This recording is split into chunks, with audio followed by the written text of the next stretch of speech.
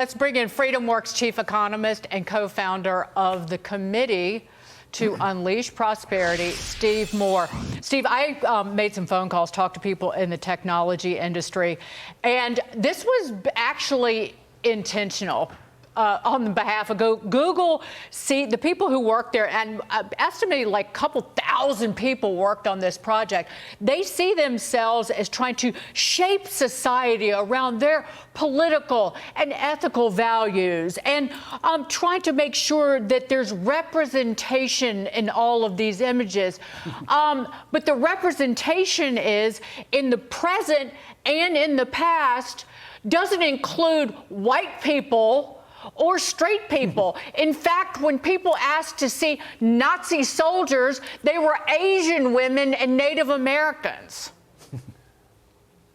It's a heck of a story. And, you know, I hate to tell people at Google this, but actually George Washington and Abraham Lincoln were white. And no matter how they try to misrepresent history, those facts will still be ingrained in the minds of most Americans. I don't like the rewriting of this history. I think it's fallacious. You know, we study history because we want to know what happened and who did it, and that's, you know, so we don't repeat the mistakes of history. And the fact that these folks at Google and other of the technology companies are kind of distorting that history is a real strike against them. And by the way, I'm not one who hates these companies like Google and Facebook and Amazon. And they're amazing companies. They account for over half of the gains in the stock market. So we're all getting rich off these companies. But come on, let's be accurate about how you depict history. But Steve, if you Google a political story, you'll get left-wing garbage sites for 4 pages long before you get to a conservative article. So this is a left-wing company.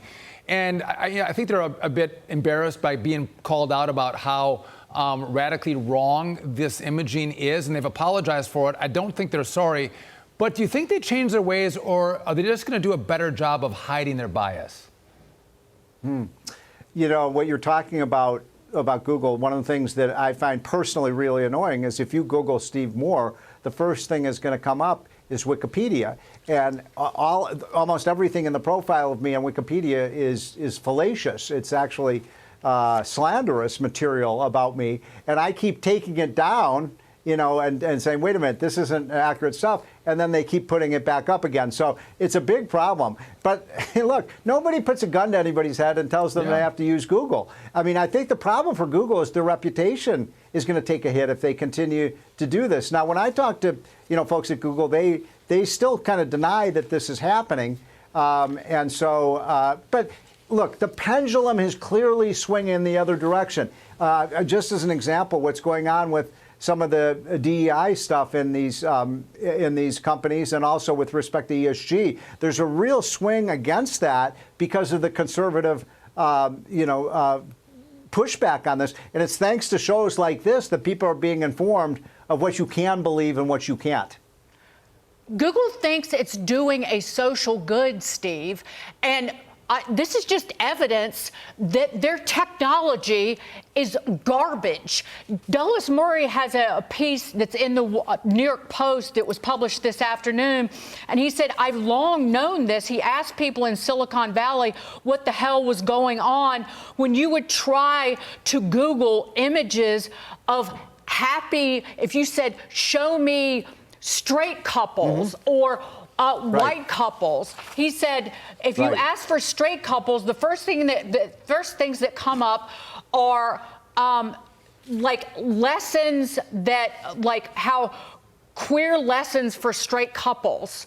Or if you ask for white couples, you get mixed race couples or black couples. And it is intentional, and Google is trying to catch up to all the other leaders in AI. Garbage. All right, sorry, real quick, and then I'll let Sean pick this up. Well, look what's happening with the remake of Snow White, where, you know, now that's just a fairy tale, but they're completely rewriting it as if, you know, the Prince Charming was the villain in this because he tried to kiss Snow White, you know, and that's a terrible thing. Dagan, you can't be doing that. And that is, sexual. So this rewrite of our classics and the real history is something we all have to be very careful of. And that just means, look, if you go to any kind of news site, you have to be a discerning viewer and a discerning reader to know whether or not what you're being fed is true or not. You know, Steve, I want to move topics on it because there's one thing that everyone agrees on in America, and that is that everything is way too expensive. But it's curious how differing parties are on how to address this issue of rising prices. Instead of trying to get prices down, here's one Democrat doubling down on this insane idea. Congresswoman Lee, you're sticking by the $50 an hour minimum wage? Let's be honest. First of all, we have to talk about what it takes for people to live in California. We have a huge affordability crisis. The cost of living is much too high. We have to think about and talk about a living wage. What does it mean to have a living wage in California? Over $100,000. In many parts of California, people are just barely surviving. They're living on the edge. So we have to think about what it takes to make sure that people can afford to live in California. That means a living wage. All right, Steve, give us some basic economics 101. If someone is worth $15 an hour, but they're forcing companies by way of government to pay them $50 an hour, what happens to that employee? Yeah, you're talking about not just millions, but tens of millions of Americans would be laid off. I wasn't clear whether she was talking about the state minimum wage or a federal minimum wage when she was talking. But if you're talking about a federal minimum wage of $50 an hour, every unskilled person in America is going to lose their job. Every teenager. And by the way, I remember my first job, guys. I think I'm a little older than the two of you. My first job was working in a warehouse for $2.15 an hour, which was the minimum wage back then. But if you saw off those lowest legs of the economic ladder, you can't climb up the ladder. By the way, do the math here. It's 2,000. The average person who's working 40 hours a week for 50 weeks a year with 2 weeks off, that's 2,000 hours by 50. That means every single American will make a minimum of $100,000 a year. The inflation is going to go through the roof. You're going to pay $30 for a McDonald's hamburger. Right.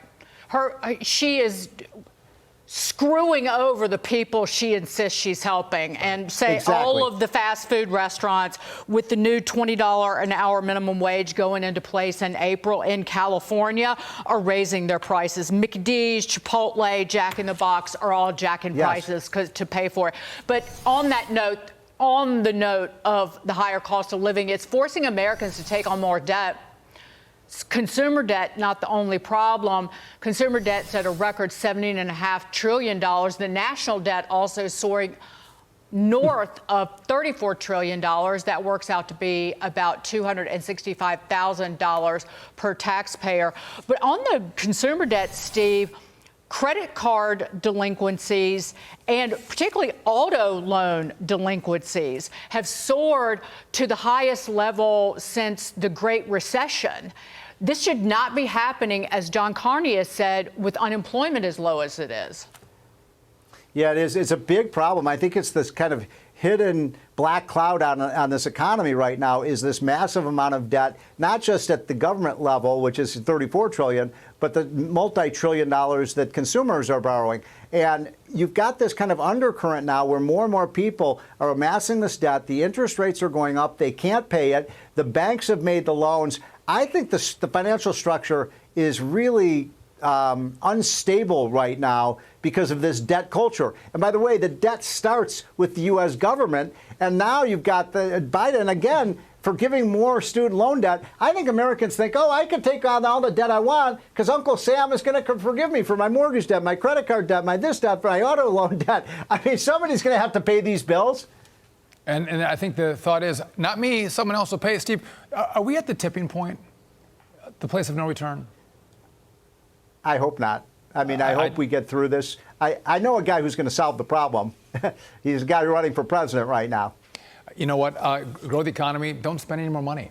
Give us a little time. We can get there. Yeah. Steve Moore, it was a pleasure to see you. Thanks for being with us on The Bottom Line. Thank you. See you guys. Take care.